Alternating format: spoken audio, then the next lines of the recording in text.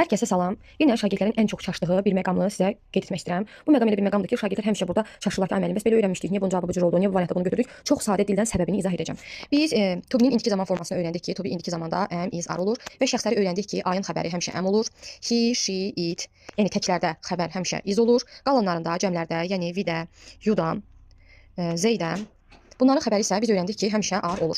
İndi gəlin bəzi tipli testlərə baxaq görək hansı variantı biz götürməliyik. Məsələn, I am a teacher. Mən bir müəlliməm. Gördüyümüz kimi ayın xəbəri oldu am, çünki yuxarıda da qeyd etdik ki, ayın xəbəri həmişə am olur. I am a teacher. Mən bir müəlliməm. Misal gətirək, he is a doctor. O bir həkimdir. He bir nəfərdir, xəbəri oldu is. Bir dənə də ara misal gətirək. Məsələn, they are students. Students. Onlar tələbədirlər. Bunlar aydındır. Bunlar qaydaya baxan kimi özümüz tapırıq ki, hansı testə cavab nə olmalıdır. Amma testi belə versə ki, məsələn, mən və sən. Məsələn, doctors. Sən və mən müəlliməm. Uşaqlar burada sırada tapırlar ki, you-nun xəbəri are olmalıdır. You-dan sonra deyirik are gəlir. Düzdür? Bu düzdür. Bəs bu testi belə yazsam, you and I. Məsələn, singer. Sən və mən müğənniyik. Biz müğənniyik. Aha. Bəs burada necə olur? Şagirdlər bu tipli testi görəndə deyirlər ki, müəllim, biz öyrənmişik aydan sonra həmişə am gəlir. Ona görə ayın xəbərini am yazın. Xeyr dostlar, bunu bu şəkildə yaza bilmərik. Səbəbini izah edirəm. Yəni sual verək görək söhbət kimdən gedir. Sən və mən müğənniyik. Kim? Sən və mən, yəni biz.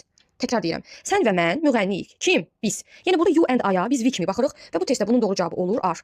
You and I are singers. Və yaxud da ki, bunu çaşırsa özünüz fikirləşin. Əgər söhbət aydan getsəydi, burada söhbət aydan getsə, burada singers yazmazdı axı, singer yazardı. Yəni deməli burada cəmlikdən söhbət gedir ki, deyir müğənnilərik. Kim? Sən və mən. Ona görə burada xəbər olur are. Yəni aydan sonra are gəlir. Bu tipli testlərdə heç vaxt çaşmayaq. Və yaxud da ki, yazıram she, adam adı yazıram. Sarah and Aydın nöqtələr siblings. Sara və Aydın bacı qardaşdır. Biz bilirik ki, Sara she-dir, xəbəri iz olur. Aydın he-dir, xəbəri iz olur. Amma gəlin sual verək. Sara və Aydın bacı qardaşdılar. Kim? Onlar. Yəni biz burada Sara və Aydına tək-tək yox, birlikdə Z kimi baxırıq. Kim bacı qardaşdır? Onlar. Bu zaman Z-in xəbəri olacaq are. Sara and Aydın are siblings. Başqa bir misal gətirirəm. Məsələn, he and I best friends. O və mən ən yaxın dostuq. O və mən kim? Biz. Yəni burada yenə he and I-a kimi baxırıq. Bu zaman xəbəri olur are. Yəni biz cümlə qurarkən, biz cümləyə sual verək görək. Söhbət məndən gedirsə, aydan gedirsə, aydan am. Söhbət bir dənə adamdan gedirsə, bir dənə he-dən, she-dən söhbət gedirsə, bir dənə adamdan, bir dənə anadan, atadan, bacıdan söhbət gedirsə is. Söhbət əgər 2 və daha çox adamdan gedirsə, biz bu zaman are yazmalıyıq. Məsələn, sən və mən kim? Biz. O və sən kim? Siz. O və onlar kim? Onlar. Yəni çoxluqdan söhbət gedirsə biz xəbəri mütləq şəkildə are yazmalıyıq. Əslində çətin bir hissə deyil. Sadəcə şagirdləri çaşdıran xəbərliklərin fərqli olmasıdır ki, aydan sonra niyə are gəlir? Məsələn, adam adından sonra niyə are gəlir? Çünki bir nəfərdən söhbət getmir, çox adamdan söhbət gedirsə, biz buna cəm kimi baxmalıyıq, xəbərini are yazmalıyıq və özündən sonra gələn ismi də cəmdə yazmalıyıq. Bugünkü izahım bu qədər. Ümidvaram ki, hər şey aydındır.